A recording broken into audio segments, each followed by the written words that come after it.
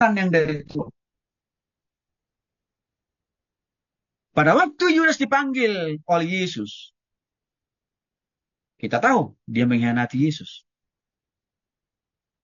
Sebenarnya jauh sebelum Yudas mengkhianati Yesus, Tuhan itu maha tahu isi hati pikiran Yudas. Tuhan niat Yudas juga sudah Tuhan tahu sebelumnya, sebelum Yudas mengkhianati Yesus. Sudah tahu kok.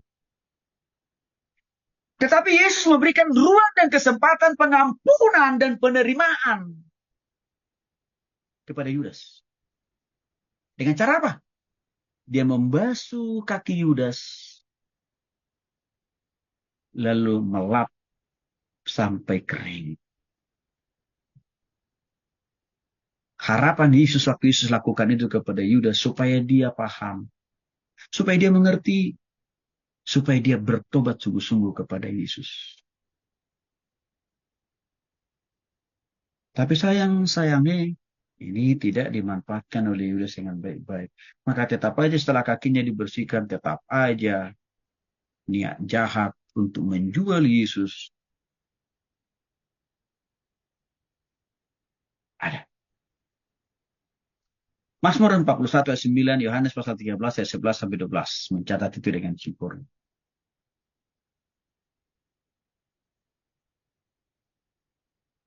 Waktu kita membasuh kaki jemaat itu sebenarnya saya katakan tadi kita sedang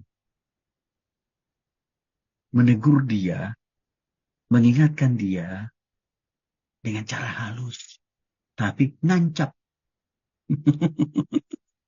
Maka saya sering tadi kepada saudara, jemaat saya yang berburuk sangka saya itu akhirnya tertegur benar dan dia lagi bilang, saya harus minta maaf atau ini saya salah.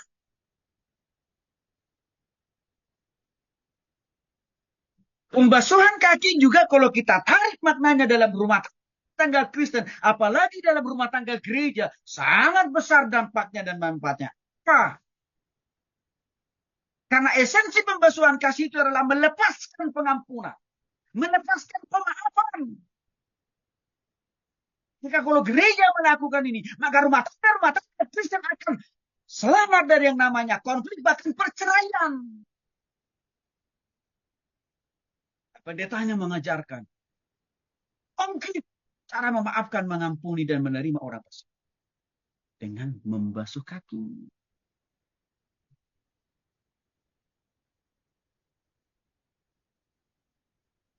Artinya pembasuhan kaki ini berdampak kepada rumah tangga. Menyelamatkan banyak rumah tangga Kristen itu yang hari-hari ini tinggal perceraian keluarga Kristen menurut survei terlalu tinggi. Bukan hanya terjadi antar jemaat, tapi juga terjadi antara sesama oknum hamba Tuhan. Tingkat perceraian dalam rumah tangga hamba Tuhan juga tinggi kok hari-hari ini. Apalagi pelayan Tuhan, majelis, yakin, pengerja, WLC, lah. Banyak yang sudah kawin cerai. Maka saya melihat, diperhatikan oleh gereja. Kita sedang mengajar rumah tangga Kristen. Ampuni, maafkan suamimu.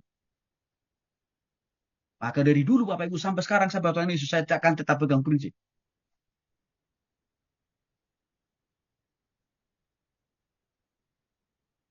Banyak orang yang minta ke saya, Pak Tony, doakan dong Pak supaya proses perceraian saya di pengadilan cepat. Saya bilang, tidak akan saya doakan. Hai Pak, yang selingkuh suami saya Pak, tidak saya doakan supaya cerai. Hai Pak, suamiku yang mengkhianatiku Pak, saya doakan supaya cerai. Tidak.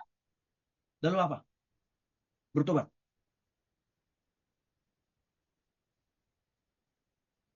Bertobat. Bukan cerai. Alasannya apa? Kata mereka. Firman Tuhan jelas. Apa yang telah dipersatukan oleh Tuhan tidak dipisahkan oleh pengadilan agama apapun. Oleh presiden siapapun. Selain oleh karena kematian. Maka kalau kalian bisa untuk memilih bercerai, berarti kalian melawan Tuhan dengan terang-terangan. Atau kalian melawan Tuhan, berarti hukuman Tuhan sudah pasti. Kalian alami dan dapatkan. Itu. Dan saya sebagai hamba Tuhan tidak mau saya melawan Tuhan. Nggak mau saya.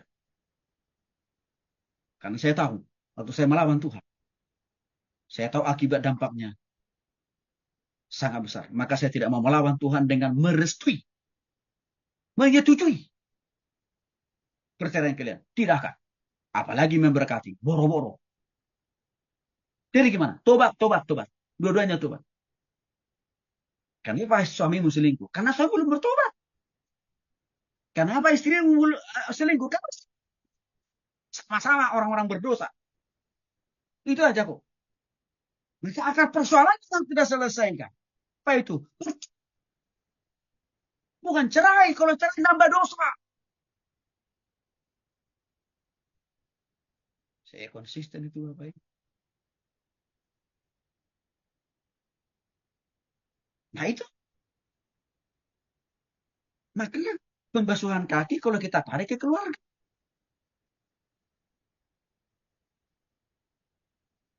Lagi-lagi.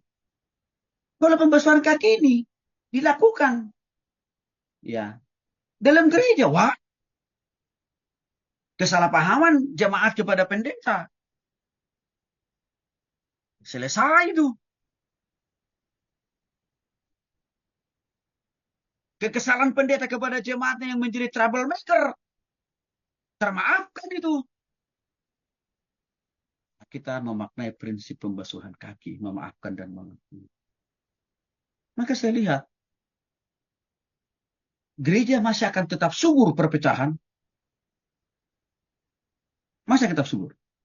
Kalau tidak melakukan sakramen pembasuhan kaki.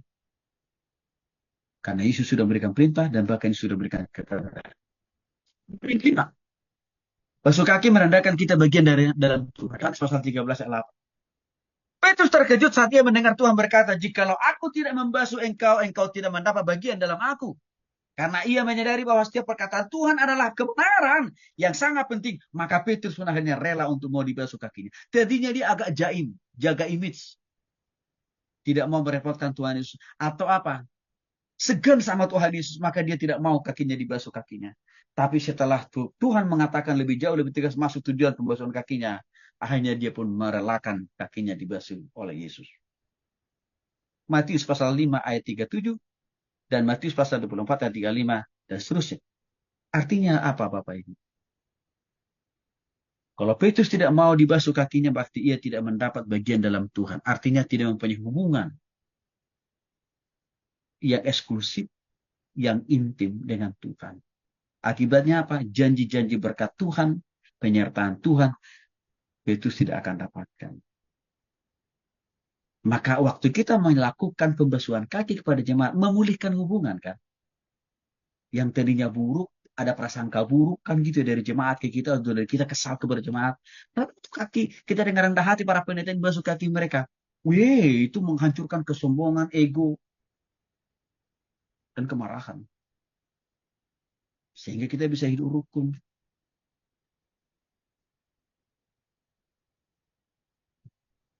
Yang kedua, supaya kita mendapatkan bagian dalam Tuhan. Maka kita perlu dibasuh hati dan pikiran kita. Lewat apa? Baca firman Tuhan. Renungkan, lakukan firman Tuhan. Matius pasal 18 ayat